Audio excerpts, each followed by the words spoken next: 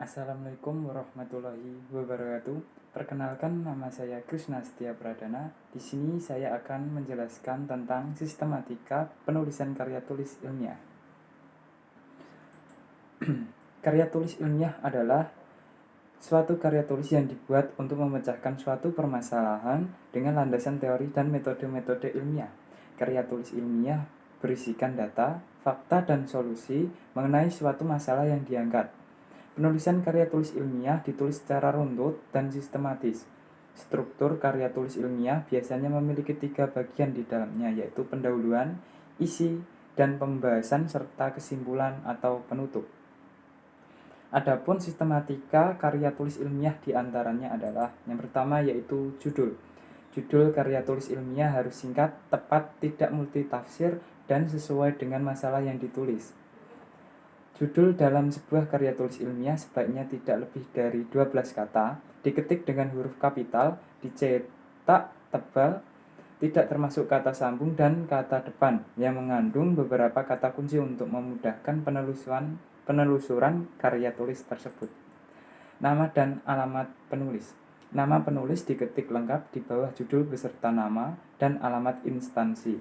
Bila nama dan alamat instansi lebih dari 1, diberikan asteriks dan diikuti alamat penulis sekarang. Untuk selanjutnya yaitu abstrak.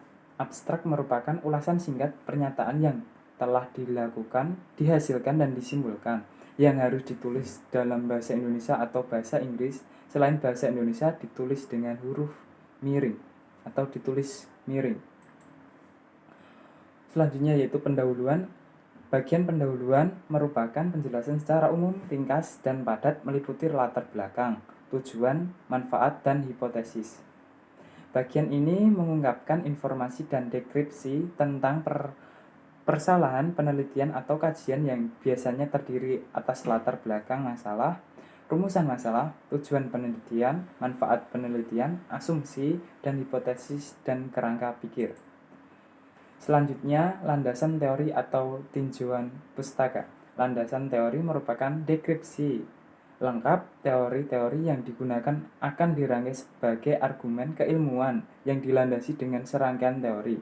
Landasan teori yang digunakan untuk menjawab dan membahas permasalahan. Tinjauan pustaka berdasarkan referensi atau temuan penelitian ataupun kajian lain sejenis yang akan digunakan untuk membahas permasalahan yang akan diteliti atau dikaji. Kerangka pikir merupakan dasar teoritis yang menjadi dasar berpikir dari penulis dalam melakukan penelitian atau kajian serta disajikan dalam bentuk deskripsi setiap teori yang digunakan. Yang selanjutnya yaitu metodologi. Metodologi merupakan kerangka pendekatan studi yang digunakan sebagai analisis suatu teori, metode percobaan, atau kombinasi keduanya. Metodologi yang digunakan diuraikan secara terperinci. Perubahan model yang digunakan, rancangan karya tulis ilmiah, teknik pengumpulan dan analisis data, serta penafsiran. Aspek-aspek ini tidak seluruhnya ada pada bagian metode, tetapi bergantung pada jenis pendekatan penelitian atau kajian yang dilakukan. Selanjutnya, hasil dan pembahasan. Hasil dan pembahasan memaparkan dan menganalisis data yang mencakup uraian dengan mengungkapkan, menjelaskan, membahas, dan menganalisis hasil tulisan yang mengacu pada tujuan penulisan. Hasil yang diperoleh harus memperhatikan dan menyesuaikan dengan masalah, serta disajikan secara sistematis dengan menampilkan tabel, gambar, grafik, atau data dukung lainnya. Pembahasan diberikan berdasarkan hasil teori dan hipotesis, disampaikan secara jelas, padat, dan rasional. Oke, yang terakhir yaitu kesimpulan. Simpulan merupakan hasil generalisasi atau keterkaitan dengan masalah yang memuat ringkasan hasil dan jawaban atas tujuan serta konsisten dengan masalah dan tujuan.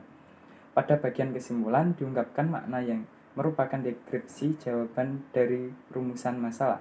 Simpulan tidak hanya mengungkapkan fakta, tetapi juga harus menjawab hipotesis yang disebutkan pada bab pendahuluan.